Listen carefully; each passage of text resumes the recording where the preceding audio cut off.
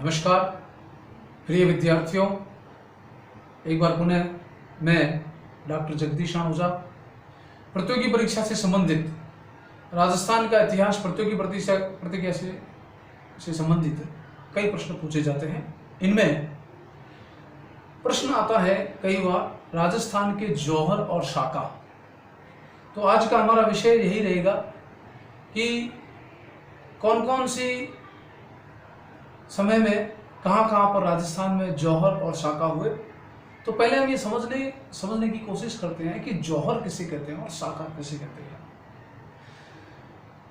जौहर उसी स्थिति में, उसी दशा में किया जाता था जब दुर्ग के अंदर कोई भी पुरुष या शत्रु दल हावी हो जाता था और बचने की कोई उम्मीद नहीं थी, तो स्त्रियां अपने आत्मसम्मान के लिए अपने आप को पानी में या विष देकर या जल अग्नि में अपने आप को समर्पित कर देती थी।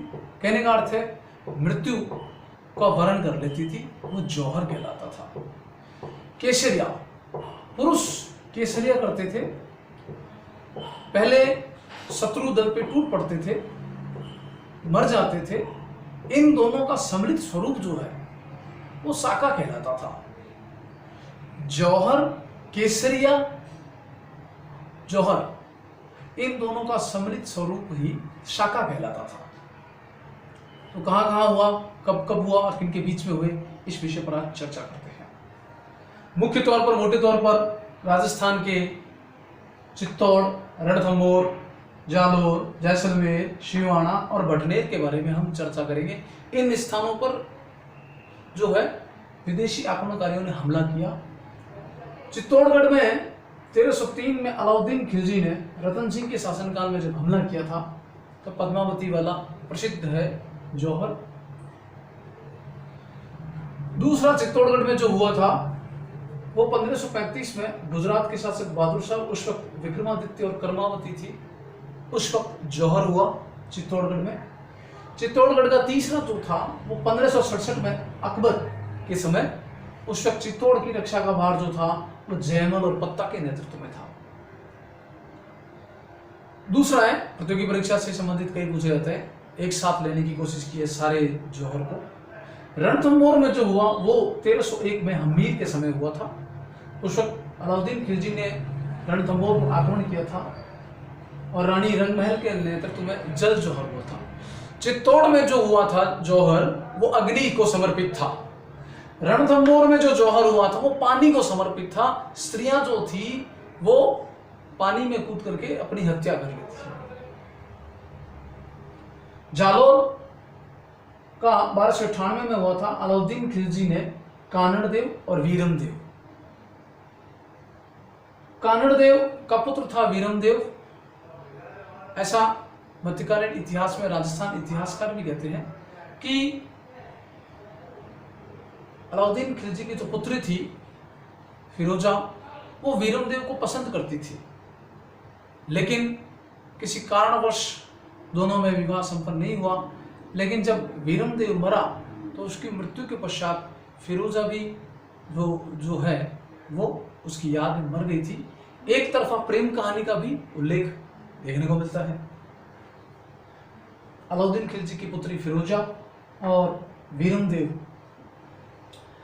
जैसलमेर में 1299 में हुआ था जौहर। अलाउद्दीन खिलजी ने, जो भाटी शासक था राव मूलराज के समय। दूसरा 1357 में फिरोज तुगलक के समय, राव दूता के समय। दूसरा और जैसलमेर का तीसरा हुआ था अमीर अली राव लोणकर।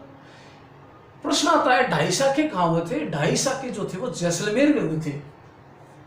राव मूलराज के समय भी हुआ था जौहर और राव दूदा के समय भी जौहर हुआ था, लेकिन 1550 में जो कंधार का अमीर अली खां था लोणकरण के समय नहीं हुआ था, क्योंकि दुर्ग की स्त्रियों को सुरक्षित स्थान पर भेज दिया गया था।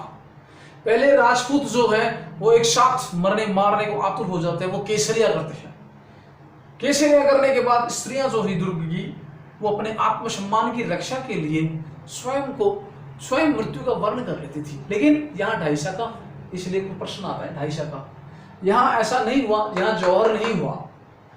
जब 1550 में जैसलमेर में अमीर अली ने आक्रमण किया था, राव लूणकरण ने अपनी सूझबूझ से स्त्रियों, दुर्ग की जो कन्या स्त्रियां जो हुई उनको बचा लिया था।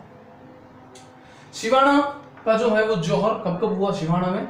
सिवाना बाड़मेर 1310 में अलाउद्दीन खिलजी ने शीतल देव के समय हुआ। दूसरा 1582 में अकबर ने किया था। उस वक्त दुर्ग का भार जो था वो कल्ला कल्याणदास के पास था। हनुमानगढ़ भटनेर, हनुमानगढ़ का पुराना नाम भटनेर था। भटनेर में 1398 में तैमूर ने आक्रमण किया था। उस वक्त भटनेर दुर्ग का जो भार था वो दूलचंद के नेतृत्व में था। इस प्रकार हमने ये जाना कि राजस्थान के इतिहास में चित्तौड़गढ़, रणथंभौर, जालोर, जैसलमेर, सिवाना और भटनेर में कब कब किस मुस्लिम आक्रमणकारियों ने आक्रमण किया, और राजपूतों ने अपनी आन बान और मर्यादा को ध्यान में रखते हुए अपनी माटी को बचाने के लिए प्राणों का भी मोह नहीं रखा, और हमारी जो वीरांगनाएं थी राजपूत, उन्होंने भी मृत्यु का वर्ण करने से नहीं डरे। जौहर शाखा से संबंधित सामान्य ज्ञान प्रतियोगिता परीक्षा में कई प्रश्न पूछे जाते हैं। कल फिर एक नए विषय पर चर्चा करेंगे। तब तक के लिए धन्यवाद। जय हिंद।